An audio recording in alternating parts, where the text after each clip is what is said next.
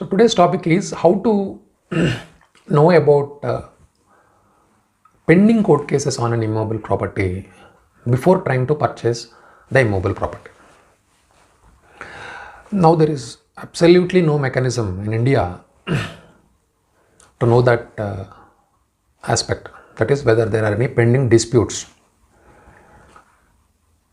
on any immobile property in the court.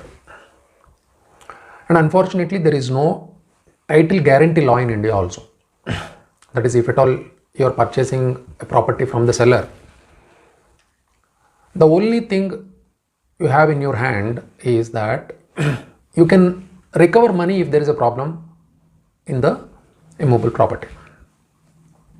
Court can give you protection only to that extent. Though you may take the plea of a bona fide purchaser, that is, unknowingly you are purchasing the property, not knowing that there is a court case pending on the property, you purchase the property. So therefore, absolutely there is no such mechanism in India under the Indian laws also, but you can use your common sense and protect yourself, know the pending court cases on that property to some extent. As I had already informed in a lot of my videos, in India, under the Indian law, possession is 9 out of 10 in real estate purchase. So any sort of problem comes up through possession. So possession is 9 out of 10. So what should you do to know if there are any pending court cases on that immobile property is that first you must enter an agreement which you must register the agreement in a sub-registrar's office. So prior to entering an agreement and registering the agreement in a sub-registrar office, you can make an inquiry. In the state of Telangana, there is a register called prohibitory register, wherein all the prohibited properties for registration are entered in that register, and that is even present online also. So you can enter the registration department's website online and check online, and you can go directly to the sub-registrar's office where the property is located under the jurisdiction of that sub-registrar and check the prohibitory register. If it is prohibitory, if it is entered in the prohibitory register, there is no point in purchasing the property. But if it is not entered in the prohibitory register and still there is a court case pending and still there is no direction to the sub-registrar to keep the registration pending, then you must register the agreement of sale and you must make the payment by way of an account pay check. This is fundamental and legal also. This is in accordance with law. Tomorrow, if at all, if the seller defaults for registration, if you go to court for performing the contract, then if you don't register, court will throw the case out. There are chances for court to throw the case out because your hands are illegal. So you are not approaching the court with a clean hands. So the first is prohibitory register. The second is make the payment by an account pay check. The third is register the sale agreement. The fourth is place your name board at the property. Generally, a paper ad is given through an advocate. You can do even that also, I am not against that.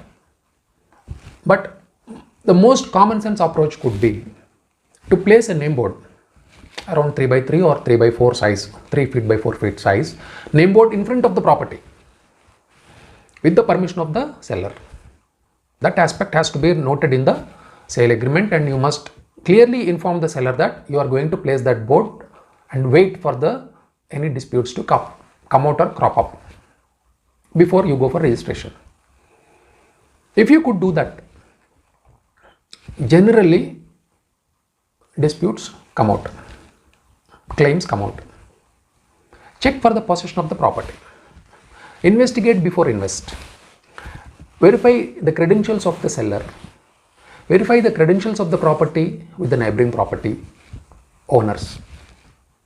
So this is all common sense approach, and always approach with doubt. Whenever you are purchasing any immobile property, collect all the relevant documents, photocopies before registration and original documents after registration. And whenever you are entering the sale agreement, you must see the original documents with your own eyes. Though to contest a court case, certified copies from the sub-registrar's office are also placed in the court. Courts allow even certified copies also. Even that aspect also, you will not come to know about the dispute. The only way you could come to know about the pending court cases is a thorough inquiry before investing in the property and placing a name board at the location of the property. Very rarely this is done. I see very rarely this is being done by the purchasers because sellers don't allow it. Sellers will always say take it or leave it. Sellers will always be arrogant because they are the owners of the property. But if you give more price than the regular price, and it is a matter of negotiation, why will not the seller accept if you pay more price?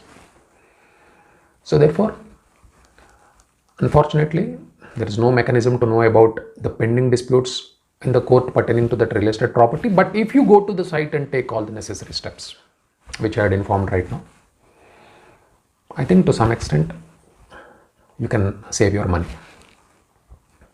And try to take more time in the sale agreement. Pay more advance, then you will get more time.